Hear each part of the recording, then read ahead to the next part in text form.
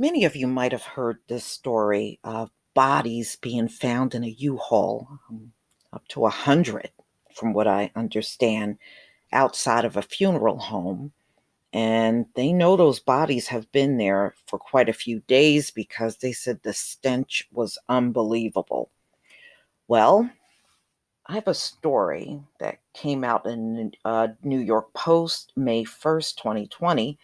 New York pulls license of Brooklyn funeral home that stashed bodies in U-Hauls. It is just so many people dying. Many of these funeral homes are just not made to handle pandemics.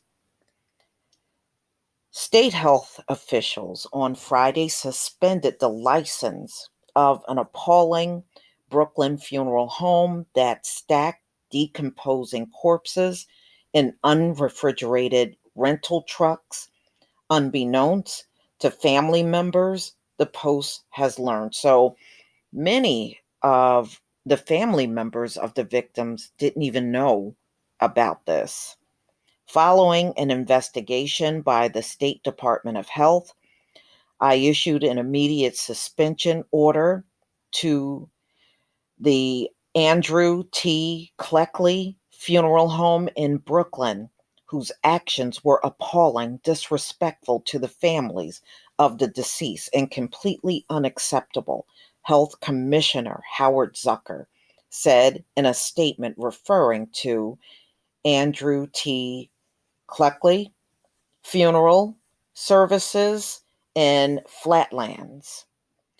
Funeral homes have a responsibility to manage their capacity appropriately and provide services in a respectful and competent manner.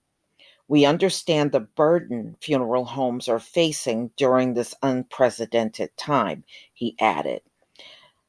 That's why the state previously issued an order allowing out of state funeral home directors to assist during the crisis and took steps to ease administrative hurdles. But a crisis is no excuse for the kind of behavior we witnessed at Andrew T. Cleckley Funeral Home. And we are holding them accountable for their actions. Wow. State investigators are still looking into the appalling conditions at the home and said additional fines are possible. Whew, that is disgusting. That is disgusting. And yeah, they really should have said something if they were overwhelmed with so many corpses.